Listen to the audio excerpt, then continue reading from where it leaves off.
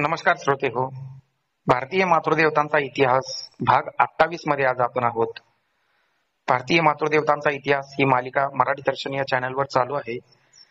इतिहास अभ्यासक, मूर्ती अभ्यासक, संस्कृती अभ्यासक डॉक्टर अशोक राणा यांच्याकडून ही आपण माहिती जाणून घेत आहोत. भाग 27 मध्ये महालक्ष्म्या या मातृदेवतेबद्दल आपण जाणून घेतलं. तर भाग 27 मध्ये आपण जाहीर केलं होतं, अशोक राणा सरांनी जाहीर केलं होतं की 28 भागामध्ये आपण कंकाली या मातृदेवतेबद्दल जाणून घेणार आहोत.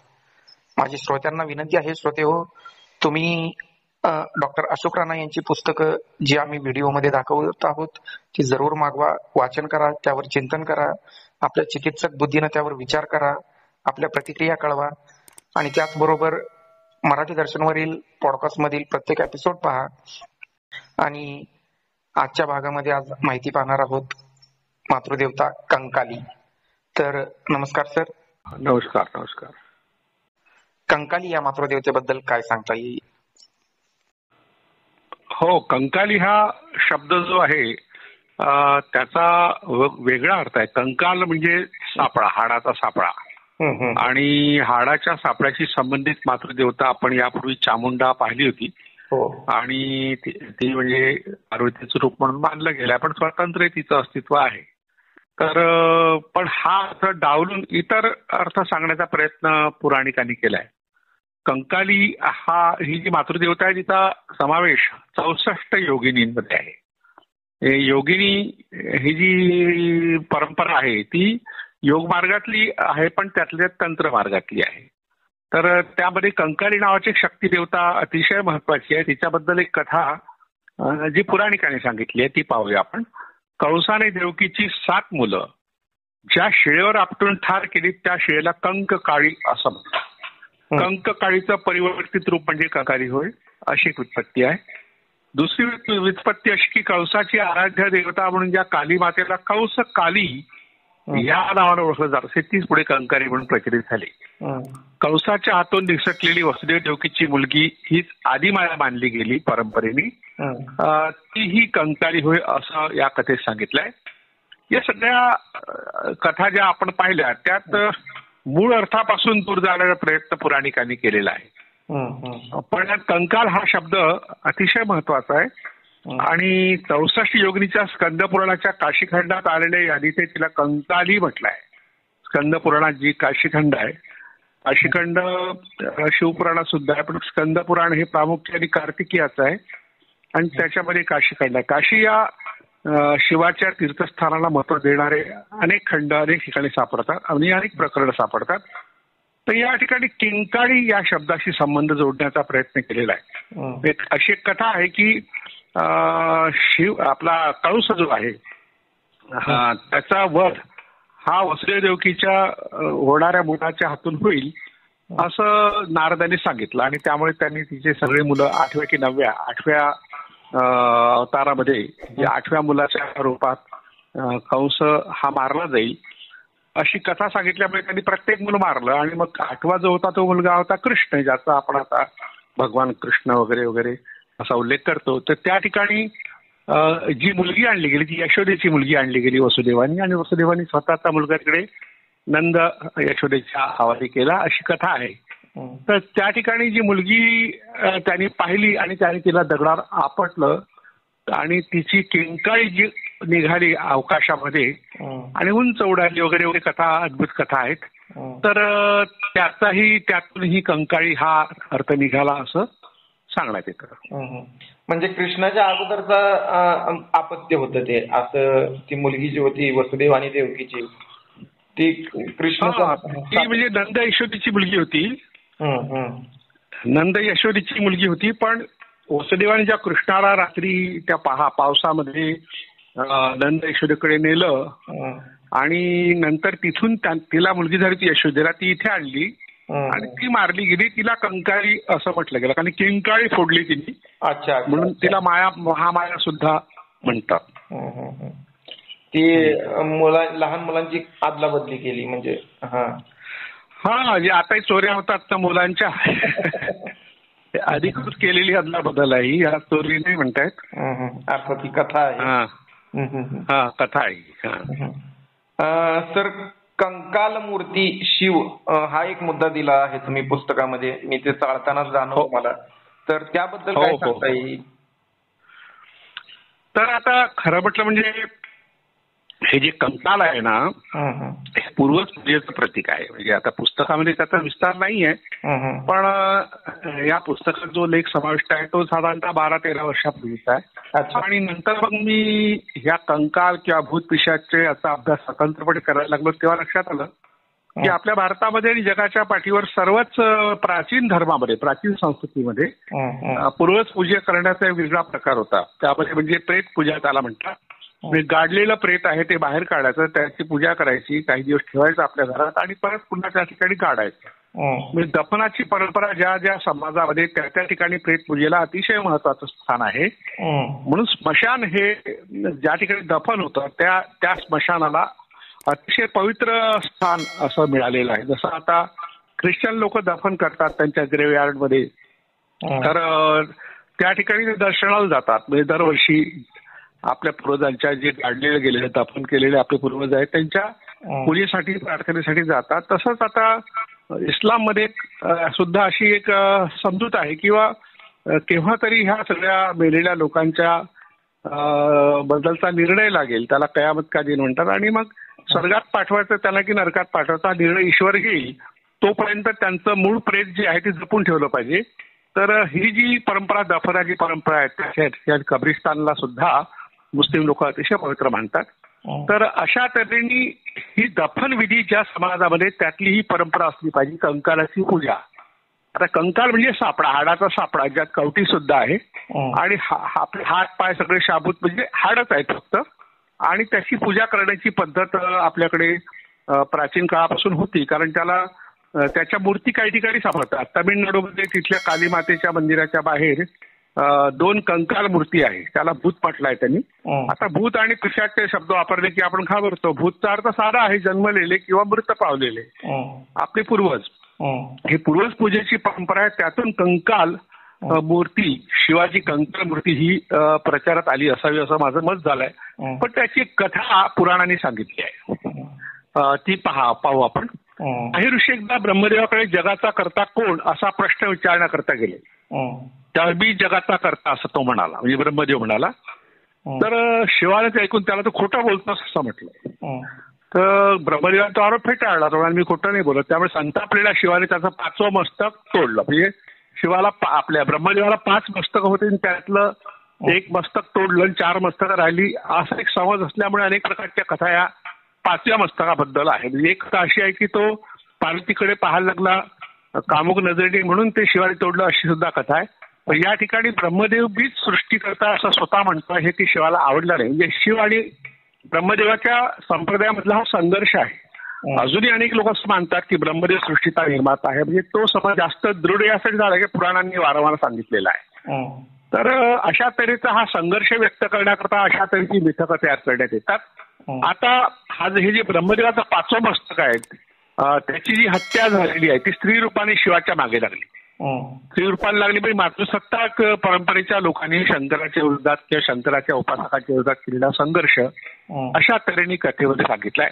आता शिवानी काय केलं, तिच्या असं सुटका होण्याकरता विष्णूचा सल्ला घेण्याकरता वैकुंठाला तो गेला. आता ते वैकुंठाला गेल्यावर बाहेर विश्वक्सेन नावाचा द्वारपाल त्याला तिथे होता आणि तो त्याने जाऊ दिलं नाही शिवाला. तेव्हा शिवाने त्यालाही ठार केलं. त्यामुळे शिवाच्या पाठीमागे दुसरी ब्रह्महत्या लागली. विश्वक्सेना ब्राह्मण असला पाहिजे असं त्यातून सूचित केलंय. शेवटी शंकर गेला कुठे, तर काशीला गेला. आता काशी या स्थळाचं महत्व सांगण्याकरता ही कथा तयार झाली. तिथे गेल्यावर मग दोन्ही हत्यांपासून शिवमुक्त झाला. म्हणजे त्यांनी काही प्रायश्चित्त घेतलं नाही असं यातून दिसतं. आता या कथेला अनुसरून काही कंकाल मूर्ती कोरल्या गेल्या आहेत, त्या तामिळनाडूतल्या काही मंदिरात आढळतात. चतुर्भुज रूपातील ह्या मूर्तीच्या दोन्ही हातांमध्ये कंकाल म्हणजे मोठं हाड आणि डमरू असतात. शिवाच्या गळ्यात रुंड माला असून खांद्यावर विश्वक्सेनाचं प्रेत असतं. आता विश्वक्सेन नावाचा कोणीतरी राजा असेल जो विष्णूचा समर्थक किंवा भक्त असेल, त्याला शंकराच्या पूजकांनी मारलं असा एक ऐतिहासिक अर्थ यातून निघतो. आता शिवाच्या गळ्यात रुंडमाला आहे म्हणजे मानवी मस्तकाच्या माळा, म्हणजे ज्या ज्या शत्रूला मारलं त्याची माळा करून घालण्याची प्रथा अजूनही आदिवासी जमातीमध्ये आहे. तर या मूर्तीवरून आपल्याला एक गोष्ट दिसते की ब्रह्मदेव आणि शिव यांच्या उपासकामधला हा निकराचा संघर्ष होता आणि शैव वैष्णव या दोन परस्परविरोधी संप्रदाय एकत्र आले ब्रह्मदेवाच्या विरोधात. आणि आता जे विष्णूची एक शेषशाही ही जी मूर्ती आहे त्यामध्ये आपण पाहतो की विष्णू झोपलेला आहे शेष नागाच्या गादीवर पलंगावर शय्येवर आणि मग त्याच्या बेंबीतून एक देठ निघाला त्यातून कमळ उगवून कमळामध्ये ब्रह्मदेव बसला. मी ब्रह्मदेवाच्या निर्मितीमागे विष्णू आहे, ब्रह्मदेव काही हा सृष्टीचा निर्माता नाही असं सांगण्याकरता असं एक मिथक तयार करण्यात आलं. ह्या सगळ्या ही जी मिथक आहेत त्यातून एकमेकाच्या विरोधात कसे हे लढले म्हणजे यात विश्वक्सेन हा शिवविरोधी राजा होता असं यातून सूचित झालंय आणि ब्रह्मदेव आणि राजाच्या हत्येचं प्रायश्चित्त घेण्याची कल्पना कुठेही नाही, उलट काशी आपल्या राजधानीत तो परत गेला त्यामुळे सुरक्षित झाला असं या मिथकाच्या निर्माणकर्त्याच्या मनात आहे. आणि आपले जे शत्रू आहेत त्यांच्या मनात दहशत निर्माण करणे हाही ह्या कथेच्या मागचा एक हेतू आहे असं आपण समजूया.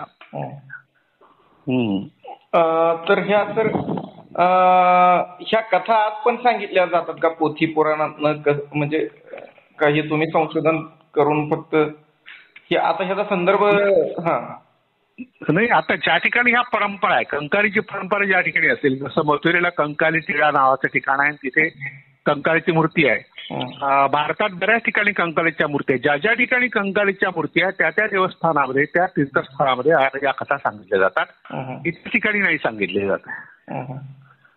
आता सर थोडं मला कंकाळीचं मूळ आणि तिचे मंदिर तिचं अस्तित्व कंकाळी या देवीचं त्याबद्दल विचार. आता मुळात कसं आहे कंकाल म्हणजे सापळा म्हणजे आपल्याकडे चामुंडेबद्दल आपण यापूर्वी पाहिलेलं आहे की चामुंडा ही सापळ्याच्या रूपात पूजली जाते. आपली मुंबईजवळ जे अंबरनाथ आहे तर त्या अंबरनाथ मंदिराच्या अगदी प्रथम दर्शनी भागातच कंकालीचं म्हणजे चामुंडीचं शिल्प आहे. यापूर्वी मी एक उल्लेख केला होता पाटणादेवी हे जे गाव आहे चाळीसगाव जवळ जळगाव जिल्ह्यात चाळीसगाव नावाचा एक तालुका आहे आणि त्याच्याजवळ पाटणादेवी नावाचं ठिकाण आहे. तिथे त्या मंदिराकडे जाताना उजवीकडे एक शिवालय लागतं. त्या शिवालयात सुद्धा उत्तर दिशेला जे एक देवकुल आहे लहानसं देवघर आहे त्या ठिकाणी कंकालीचं म्हणजे चामुंडेचं शिल्प आहे. बऱ्याच शिवमंदिरामध्ये प्रामुख्याने ही जी कंकाली आहे ती आपल्याला चामुंडीच्या रूपात दिसते. आता तिचं जे मुख्य ठिकाण जे मानलं जातं भारतातलं ते मथुरेचं प्राचीन नाव आहे मधुपुरी. या गावात कंकाळीचं मूळ स्थान आहे असं मानलं जातं आणि त्या ठिकाणाला कंकाली टिला असं म्हणतात. त्या ठिकाणी तिची मूर्ती आहे. आता ही या मूर्तीबद्दल काही आख्यायिका आहेत की ही मूर्ती आपल्या मंदिराचा जीर्णोद्धार करू देत नाही. तुळाराम नावाच्या या मंदिराच्या मालकाने त्याचा जीर्णोद्धार करायचा प्रयत्न केला तेव्हा तो 5व्या दिवशी मरण पावला असं येथील लोक सांगतात. कंकालीला कंसाशी संबंधित मानलेलं आहे. कंसकाली या नावाने तिला संबोधण्यामागे कंसाची ती आराध्य देवता होती म्हणजे तो शैव शक्त संप्रदायातला होता, शक्तीला मांडणारा होता आणि विष्णूला म्हणजे विष्णूचं जे रूप आहे किंवा अवतार आहे कृष्ण त्याला त्यांनी मारण्यामागे शैव वैष्णव संघर्ष आहे हे स्पष्ट आहे. आता मथुरा येथील महत्वाचं स्थान म्हणजे कृष्णाचं जन्मस्थळ. मथुरा त्यासाठी प्रसिद्ध आहे आणि वृंदावनात तो पुढे यशोदा आणि नंद यांच्यासोबत राहिला असं करताना आपल्याला कृष्णाच्या संबंधी जेवढे काही ग्रंथ भागवत आहे त्यामध्ये सांगितलं आहे. आता या ठिकाणी दुसरं महत्वाचं स्थान आहे मथुरेत ते कंकाळी मंदिर आहे आणि भारतात इतर ठिकाणी सुद्धा कंकाळीची मंदिर आहेत. बिहार मधल्या दरभंगा महाराजाच्या किल्ल्यामध्ये कंकाळी मंदिर आहे. तसंच मध्य प्रदेशात रायपूर येथे कंकाळी मठ आणि मंदिर आहे. कंकालीन माता या नावाने त्या कंकाली मातेला संबोधलं जातं. तिला सुंदर वेशभूषा व लिंबाच्या माळांनी पुजारी सजवतात. जांभळ्या रंगाच्या पोशाखावर चांदीचा मुकुट असतो. त्याची शोभा वेगळीच असते. कंकालीचं भोपाळ येथे एक मंदिर आहे आणि त्या मंदिराला शक्तीपीठ या नावाने ओळखलं जातं. येथील मंदिर प्राचीन असून त्यात सुंदर मूर्ती स्थापित केली आहे. शारदीय व चैत्र ह्या दोन नवरात्राच्या परंपरा आपल्या भारतात आहे. शारदीय म्हणजे शरद ऋतूमधलं नवरात्र जे आता अश्विन महिन्यातलं जे नवरात्र आहे ज्याला आपण फार 9 दिवस फार मोठ्या प्रमाणात दुर्गोत्सव वगैरे शारदोत्सव साजरा होतो. तर शारदेबद्दल आपण यापूर्वी एकदा माहिती वेगळ्या प्रकरणात पाहिली आहे. तर त्यामध्ये शारदा ही स्वतंत्र देवता आहे आणि ती पार्वती आहे. ते शरद ऋतूत तिची पूजा केली जाते म्हणून तिला शारदा म्हटलंय. तिचा सरस्वतीचा संबंध प्रत्यक्ष नाही हे आपण यापूर्वीच्या एका भागात पाहिलेलं आहे. तर हे नवरात्र जे आहे म्हणजे शारदीय म्हणजे शरद ऋतूतलं म्हणजे हिवाळ्यातलं एक चैत्र महिन्यातलं नवरात्र आहे. चैत्र प्रतिपदेपासून ते सुरू होतं आणि तिथे सुद्धा एक 10वा दिवस येतो, त्याला दशहराच म्हणतात, चैत्र दशहरा. आणि शारदेच्या ह्या नवरात्राचा शेवटला दिवस जो आहे नवमी नंतरचा तो दशहरा, त्याला आपण दसरा म्हणून साजरा करतो. अशा दोन्ही नवरात्रामध्ये भोपाळ येथील मंदिराच्या शक्तीपीठ मंदिराच्या कंकाली मंदिरात लोक जातात, तिथे भाविकांची गर्दी असते. दक्षिण भारतात टेगवा या गावात एक दगडी कोरीव मंदिरात कंकालीची मूर्ती आहे. जैन धर्मात सुद्धा कंकाली देवी पूजनीय आहे. कंकालीला लोकप्रियता लाभली ती राजा जगदेवाच्या एका विलक्षण भक्तिभावानं, अशी एक कथा सांगितली जाते. जगदेवाच्या संदर्भातली कथा आहे. जैन बऱ्याच हिंदू मातृदेवता सर जैन धर्मामध्ये पूजल्या जातात. आपण अंबिका या भागात पण पाहिलं. हो हो हो. हा, पद्मावती सुद्धा आहे. पद्मावती सुद्धा हिंदूंमध्ये आहे, जैनांमध्ये. हो हो हो. तर सर महाराष्ट्रात कंकाली या मातृदेवतेचं मंदिर कुठं पाहायला मिळेल सर? मी सांगितलं ना, हे जे आता चामुंडा जी आहे अंबरनाथ मंदिरातल्या, अंबरनाथलं जे शिवमंदिर आहे त्यामध्ये प्रथम दर्शन शिलाहार राजे जे होते ते कंकालीचे भक्त होते. या चामुंडेचे भक्त होते. चामुंडा हीच कंकाली आहे खरं म्हटलं म्हणजे. आणि पद्मावतीचं मंदिर जे आपल्या कोल्हापूर शहरामध्ये आहे, अंबाबाई ज्याला आपण म्हणतो, ते सुद्धा जैन मंदिर आहे असं जैन लोकांचं म्हणणं आहे. आणि शिलाहार राजाने ते बांधल्यामुळं या दाव्याला पुष्टी मिळते की मुळात ते पद्मावतीचे भक्त होते आणि म्हणून त्यांनी पद्मावतीचं मंदिर हे कोल्हापूरला स्थापन केलं. आणि अंबरनाथ हे जे मंदिर आहे तो सगळा परिसर शिलाहार राजा भोज याच्या ताब्यातला होता म्हणून त्यांनी कंकालीची मूर्ती त्या ठिकाणी शिवालयाच्या बाहेर ठेवलेली आहे. आणि आपण चामुंडेश्वर म्हैसूर या संबंधात आपण चामुंडीच्या संदर्भात जो भाग पाहिला त्यामध्ये जे जे वर्णनं येतात, जी वर्णन येतात ती सगळी कंकालीला लागू आहे. आता इकडे आपल्या गोवा आणि कोकणामध्ये वेताळ जो आहे किंवा रवळनाथ आहे हा सुद्धा कंकाळ रूपात आहे. म्हणजे मानवी सापळा जो आहे, हाडाचा सापळा त्याच्या रूपात आहे. आणि तिथली सांतेरी ही त्याची आई किंवा पत्नी दाखवलेली आहे बऱ्याच ठिकाणी. आपण पुढल्या भागामध्ये सांतेरीवर सुद्धा माहिती पाहू, तेव्हा मग थोडंसं आणखी विश्लेषण यावर जास्त विस्ताराने करता येईल. सर कसं आहे, आता मातृदेवता म्हणजे दुर्गा ह्या ज्या आहेत सगळ्या ज्या आपण चर्चा करतोय मातृदेवता, त्यांची स्तोत्र असतात, त्यांची चालीस असते, त्यांचे मंत्र असतात. तर हे कुणी लिहिलंय सर? हे म्हणजे सगळंच काही वैदिकांनी लिहिलेलं असं नाही. त्या काळचे वेगवेगळे भाट होते, कवी होते. तर ते या संबंधीचं काही लेखन आहे का, एखादं स्तोत्र वगैरे सांगता येईल का कंकालीचं? हो हो. एक तर मुळात हे वैदिक दैवत नाहीयेत. आपण त्याला वैदिक म्हणतो, कोणत्याही दैवताला वैदिक म्हणतो. हे वैदिक दैवत नाही, अवैदिकांचे आहेत, तंत्र संप्रदायातल्या लोकांचे आहे. आणि तंत्र संप्रदायातल्या लोकांनी आपल्या ज्या देवता आहेत, आपली दैवत आहे त्याबद्दल जे ग्रंथ लिहिले आहेत, तंत्र ग्रंथ त्याला म्हणतात, तर त्या ग्रंथामध्ये त्या सगळ्या ह्या ज्या माता आहे आपल्या मातृदेवता त्या संप्रदायाच्या त्यांनी त्याची पूजा करणारे विधी आणि काही स्तोत्र वगैरे असलेले आहेत. तर कंकालीबद्दलही अशा प्रकारच्या काही स्तोत्रांचं वर्णन आपल्याला सापडतं बऱ्याच ठिकाणी. तर हे काही वैदिकांशी संबंधित मुळात नाही आहे. म्हणजे आपण वैदिक हा उल्लेख केला म्हणून सांगितलं. ह्या वैदिक विरोधी म्हणजे वेद विरोधी किंवा आर्य विरोधी किंवा वैदिक संप्रदाय, वैदिक धर्म याच्या विरोधातले जे लोक होते त्या लोकांनी अशा तऱ्हेच्या स्तोत्रांची निर्मिती केलेली आहे. आणि हे जसं इकडे आहे म्हणजे आपल्या बौद्धांमध्येही आहे, पण जैनांमध्ये सुद्धा कंकालीचं सुद्धा स्तोत्र आहे. आणि हिंदूंमध्ये तर आहेत. आता हिंदू शब्द हा अलीकडला, जसं 8व्या शतकात तो जास्त प्रचारित झाला.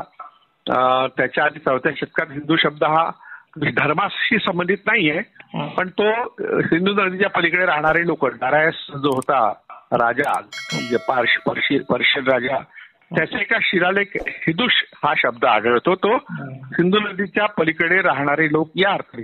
धर्म या अर्थाने येत नाही.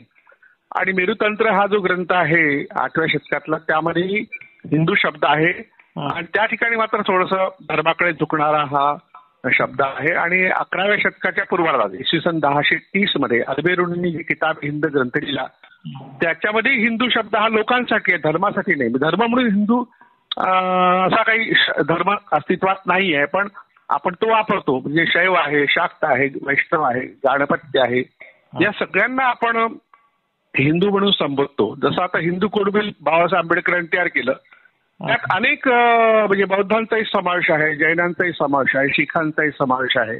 म्हणजे निवड हिंदू म्हणजे एक विशिष्ट धर्म असं नाहीये, सगळ्या संप्रदायांचं एकत्रीकरण म्हणजे हिंदू आहे. म्हणून आपण हिंदू शब्द सहजपणे वापरतो कारण आपल्या तोंडवळी तो पडलाय. तर हिंदू धर्म नावाची एक स्वतंत्र व्यवस्था अजून तरी निर्माण झालेली नाहीये, पण आपण सगळ्या धर्मांना त्यात समाविष्ट करतो. जसं आता इथे कंकारीचा उल्लेख करता तुम्ही सहज हिंदू शब्द वापरला तर तो काही आक्षेपार्ह शब्द नाहीये. कारण हिंदू ही संस्कृती आहे पूर्ण भारताची आणि त्या संस्कृतीमध्ये अनेक संप्रदायांना सामावून घेतलेलं असल्यामुळे सर्वसमावेशक असा हा शब्द आहे.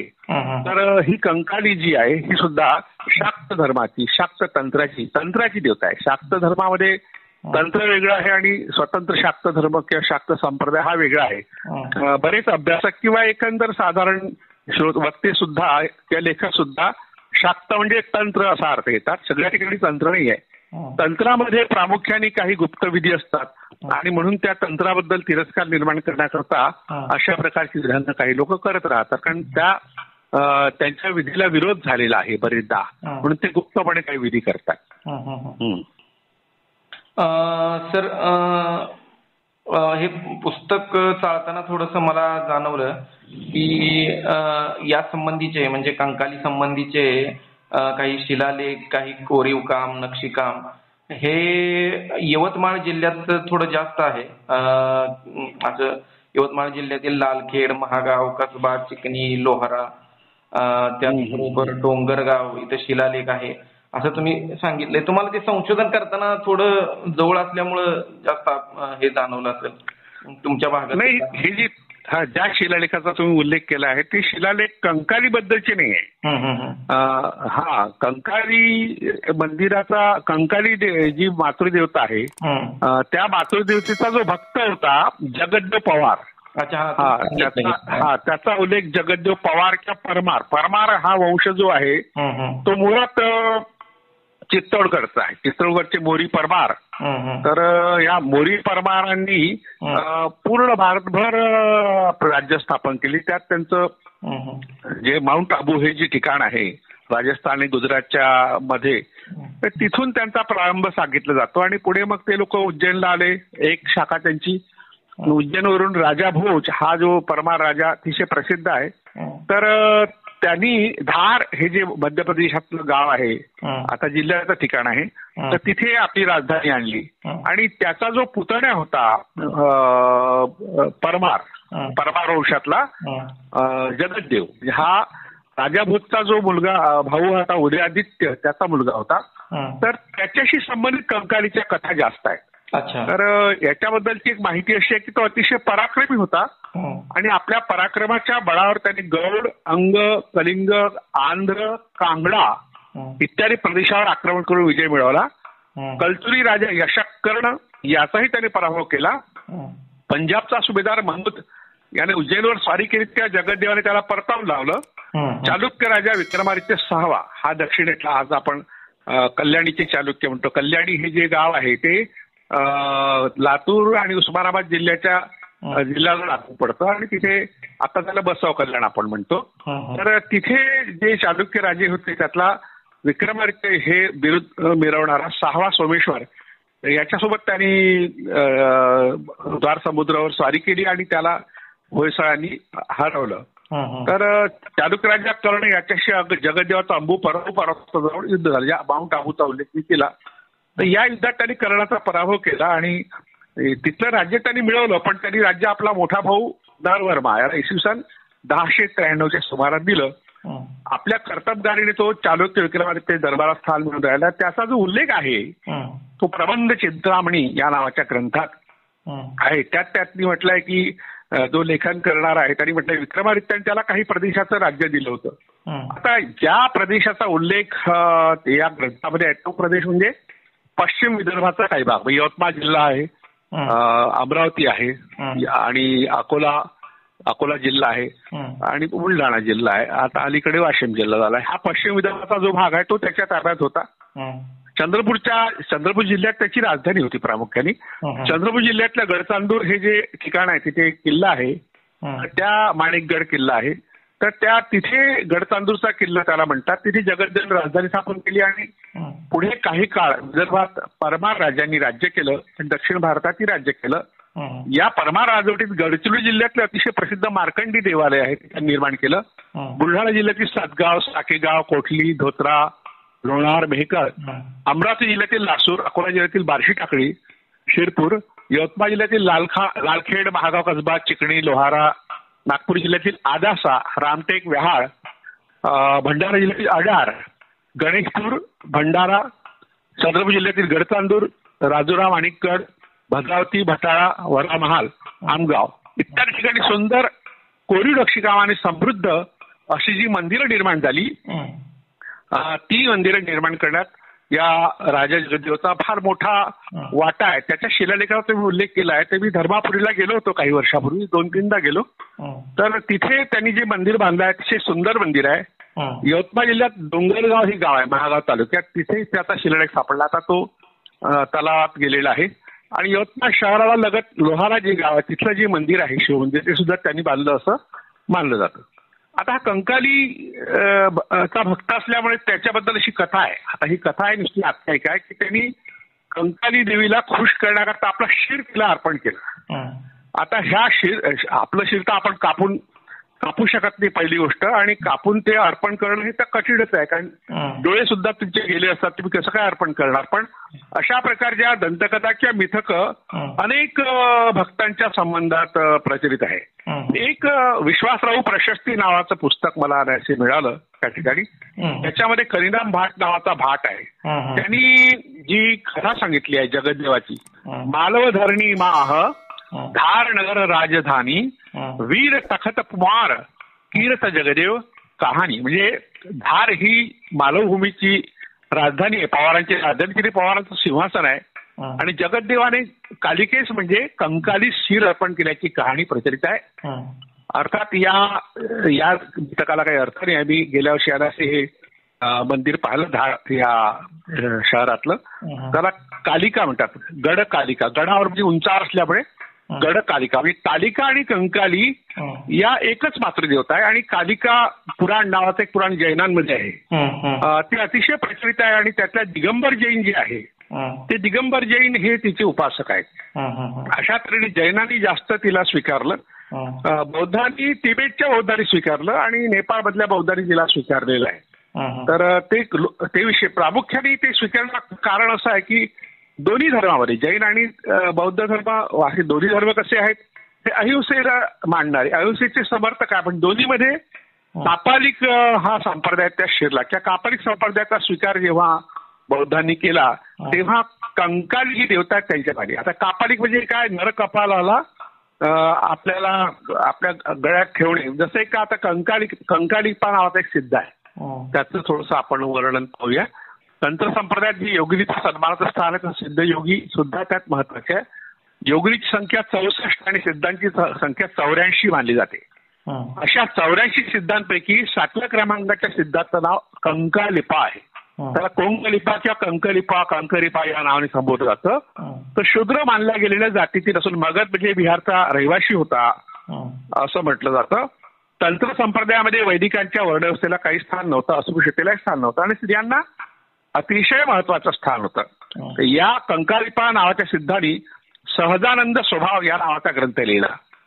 तर या म्हणजे एखादा शूद्र जातीतला, शूद्र वर्णातला विद्वान हा एक ग्रंथ लिहू शकतो. म्हणजे तंत्र संप्रदायात त्याला किती महत्वाचं स्थान होतं. तर अशा तऱ्हेने हे तंत्र संप्रदाय सर्वसामान्य माणसासाठी होते, स्त्रियांना प्राधान्य देणारे आणि प्रामुख्याने अस्पृश्य मानल्या गेलेल्या लोकांना मानणारे.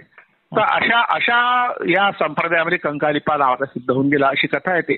आता त्याचा कंकालीशी प्रत्यक्ष संबंध आहे की नाही किंवा त्याच्या आराध्य देवतेला कंकाली नाव प्राप्त झालं की नाही हे नेमकं आपण सांगू शकत नाही, पण हा नुसता अंदाज आहे. खरं आहे सर. तर ही होती कंकाली या मातृदेवतेची माहिती. त्यामध्ये सर तुम्ही सुरुवातीला कंकाल मृत्यू या मुद्द्यावरही सांगितलं, कंकालिपा सिद्ध याही मुद्द्यावर तुम्ही भाष्य केलं. त्यामध्ये तुम्ही ही मातृदेवता जैन आणि बौद्ध धर्मात ही स्वीकारली गेली असं सांगितलं. कापालिका या संप्रदायाशी पाठीशी ही मातृदेवता होती असंही सांगितलं. कंकालिकेचे मूळ आणि तिची मंदिरं याबद्दलही सांगितलं, ज्यामध्ये तुम्ही राजा जगद्देव यांचाही इतिहास सांगितला. काय त्यांनी योगदान दिलं या मंदिरासाठी, शिलालेखांसाठी, तेही तुम्ही सांगितलं. त्याचबरोबर ही मातृदेवता बौद्धांनी, तिबेटच्या बौद्धांनी आणि नेपाळच्या बौद्धांनी प्रामुख्याने स्वीकारली असं सांगितलं. जैनांनी तर स्वीकारली. तर सर काही मिस होत असेल तर 2 मिनिटात तुम्ही कव्हर करू शकता का?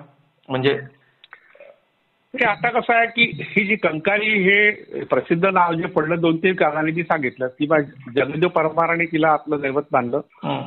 पण तिचं जे धार या ठिकाणचं जे मंदिर आहे ते मी पाहिलं ते गेल्या वर्षी, तर तिचा कंकाली म्हणत नाही, तिला गड कालिका म्हणतात. म्हणजे कालिका आणि कंकाली ह्या दोन्ही मातृदेवता एकच आहेत यातून दिसतं. आणि हा गड कालिका, गड कालिका. ओके. हा गड म्हणजे उंच पहाडच्या टेकडी, टेकडीवरची ती मूर्ती आहे, म्हणजे गड कालिका म्हणतात. आणि पवार किंवा परमार जे पवार आडनावाचे लोक सगळ्याच जातीमध्ये आहेत. आणि पवार नावाची एक जात सुद्धा आहे. म्हणजे आपल्या उत्तर भारतामध्ये विशेषतः उज्जैन, उत्तर भारत नाही मध्य प्रदेश आणि छत्तीसगड हे जी राज्य आहेत, या राज्यामध्ये मोठ्या प्रमाणात पवार जातीचे लोक आहेत. आणि ते सगळे आपली कुलदेवता, म्हणजे कुलदेवता शब्द वापरतात, ती गड कालिकेला मानतात. तिला कंकाली म्हणत नाही, पण ती कंकाली या रूपात सुद्धा नाही. कारण ती मूर्ती पाहिली तेव्हा असं दिसतं की ती काही त्या रूपात नाहीये.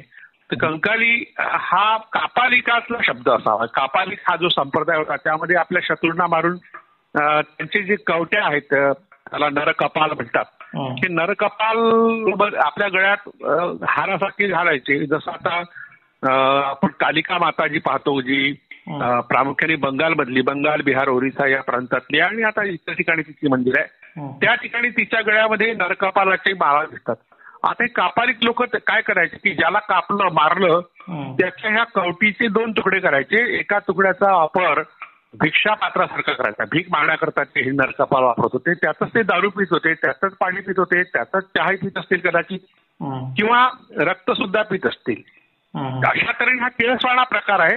पण एक वास्तव आहे की बौद्धांमध्ये हा सुद्धा कापालिक संप्रदाय होता. बाबासाहेब आंबेडकरांनी रीडर्स इन हिंदुइझम या ग्रंथामध्ये 3 प्रकरण मातृदेवता लिहिल्या. त्यातले तर कालिका ही जी मातृदेवता आहे तिच्यावर त्यांनी विस्ताराने चर्चा केलेली आहे.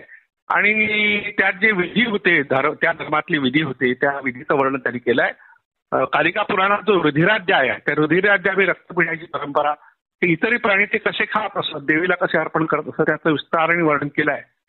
पण तोच प्रकार अगदी बौद्धांमध्ये होता, हे एक वास्तव आहे. ज्या बौद्ध आणि जैन धर्माने अहिंसेचा प्रचार केला, त्याच बौद्ध आणि जैन धर्मामध्ये कापालिक संप्रदायाचा शिरकाव झाल्यावर मात्र सगळ्या ह्या परंपरा त्यात आल्या. हे एक कठोर वास्तव आहे, ते आपण स्वीकारलं पाहिजे. यासाठी की निवड एका विशिष्ट संप्रदायाला नाव ठेवण्यापेक्षा इतरही संप्रदायामध्ये ते होतं हे कळलं तर आपण कुणालाही मग असं दूषण देऊ शकत नाही. मी टीकाही करत बाबासाहेब आंबेडकर, पण एक वास्तव सांगतो. यावर एक मोठा लेख लिहिला होता. बाबासाहेब आंबेडकरांनी केलेली मातृदेवतांची चिकित्सा मुंबई विद्यापीठाच्या संभाषित नावाच्या मासिकात 2 वर्षापूर्वी 2021 म्हणजे 3 वर्षांपूर्वी जानेवारी महिन्यातला जो अंक आहे तो स्त्रीवाद विशेष अंक आहे. तर त्या अंकात तो लेख बघा जवळपास 56 पानाचा तो लेख त्यांनी छापला. नंतर स्त्रीवाद नावाचं एक पुस्तक अश्विनी तोरणे नावाचे एक विदुषी आहे त्यांनी प्रकाशित केला, भारती प्रकाशन. आणि पुढे मग सूर्यमुद्रा नावाचं प्रकाशन जे नांदेडचं आहे त्यांनी सुद्धा हा लेख पुस्तकाच्या रूपात पब्लिश केला. त्यामध्ये थोडक्यात का होईल ही माहिती दिली आहे. तर अशा तऱ्हेने सगळ्याच धर्मामध्ये तंत्र संप्रदायाचा स्वीकार झाल्यावर त्या मूळ धर्माच्या स्वरूपाचं विकृतीकरण झालेलं आहे, हे आपण यातून समजून घेतलं पाहिजे. खूप सुंदर अशी माहिती सर तुम्ही सांगितली. मराठी दर्शनच्या रसिकांना माझी विनंती आहे, सरांची पुस्तकं तुम्ही नक्की मागवा. डॉक्टर अशोक राणा हे एक इतिहास संशोधक, मूर्ती अभ्यासक, संस्कृती अभ्यासक, चित्रकार, लेखक आहेत. त्याचबरोबर त्यांचा प्रत्येक एपिसोड त्यांच्या पॉडकास्टमध्ये मराठी दर्शन चॅनलवर आहे, तो पहा, त्यावर चिंतन करा, प्रतिक्रिया द्या. तर पुढच्या भागामध्ये आपण कोणत्या मातृदेवतेबद्दल जाणून घ्यायचं? पुढच्या भागात सातेरी ही जी मातृदेवता आहे कोकण आणि गोव्यामध्ये, तिच्याबद्दल आपण माहिती पाहूया. कारण तिची माहिती उर्वरित महाराष्ट्राला नाही आहे आणि तिचं मूळ रूप जे आहे ते वेगळं आहे, थोडंसं वारुळ रूपात आहे. त्याबद्दल आपण पुढल्या भागात माहिती पाहू. सातेरी, सांतेरी, सावर अनुसार आहे सांतेरी. तिला देवी सांतेरी म्हणतात, देवी सांतेरी असंही म्हणतात. ओके.